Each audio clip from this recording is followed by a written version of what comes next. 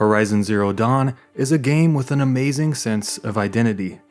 If you're anything like me, you may remember a time when platform exclusives were a much bigger deal than they are now. It's the reason we get excited for a video game console, to play that very rare first-party title that our system offers because, honestly, they don't come around very often.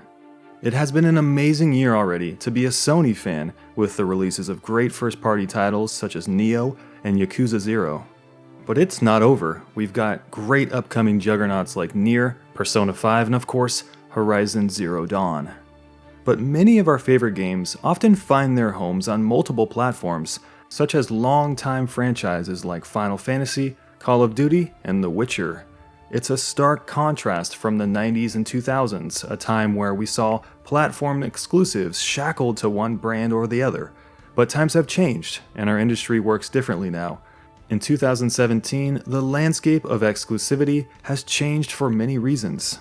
Today I will touch base on why that is the case and why it's important that exclusivity exists in modern-day gaming by featuring Horizon Zero Dawn as a shining example.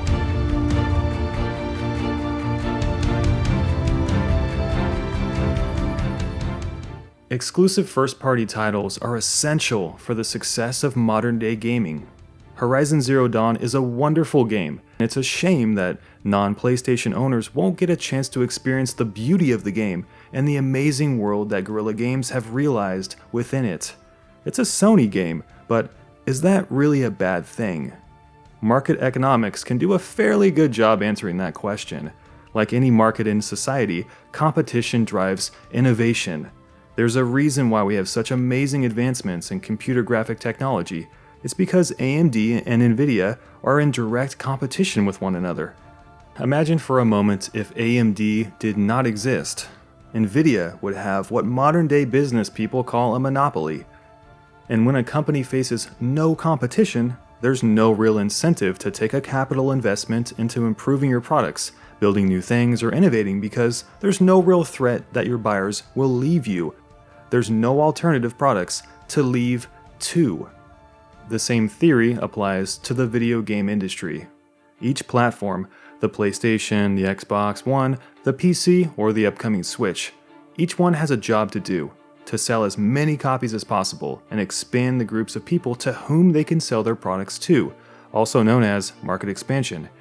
Now, in order to do that, a video game company needs what's called leverage, which is basically the power they hold over their competition. Horizon Zero Dawn is Sony's leverage and competitive advantage. You can't get it anywhere else unless you buy a PlayStation 4.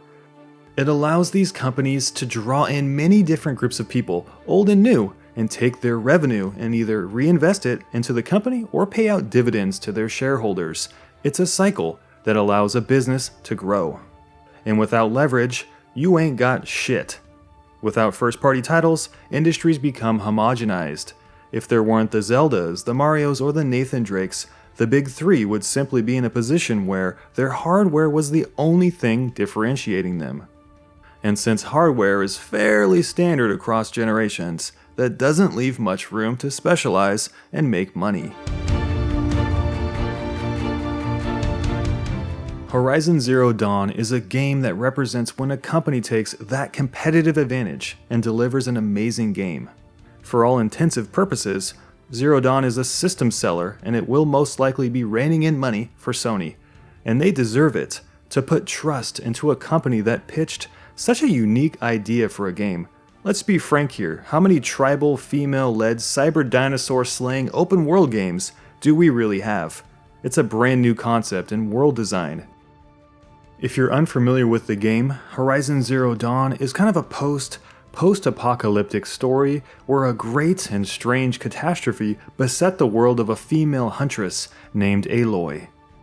You venture out as this hunter, cast aside and in search of answers to where she came from. The beauty of the game is that it may surprise you with its storytelling and how it unravels the dark mysteries of what fell upon the world of Horizon. Designing a new IP is very risky, especially for Sony and the Amsterdam studio behind Zero Dawn. Guerrilla Games have, for better or worse, almost exclusively stuck to their Killzone franchise, seeing some moderate success, although the series never seemed to resonate with the common gamer. It's fascinating to see Guerrilla Games U-turn on their first-person shooting roots and deliver us a very well-realized, deep, and satisfying open-world game in Horizon Zero Dawn.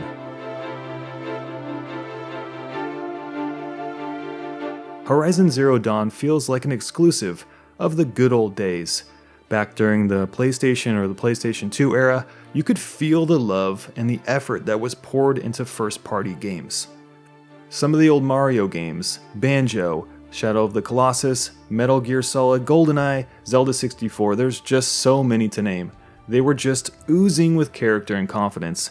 Maybe not polished by today's standards, but they certainly held very high quality, unique themes for their time. Do you see that type of effort anymore? In Zero Dawn, I sure do. What are the exclusive games you're looking forward to? And do you think more should be done to get our favorite games on multiple platforms? Consider what we've talked about today.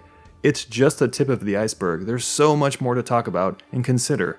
I'd love to hear what you guys think in the comment section, and by all means, hit the thumbs up button if you enjoyed the video. As always, subscribe here for more of our future videos, and have yourself a kick-ass day.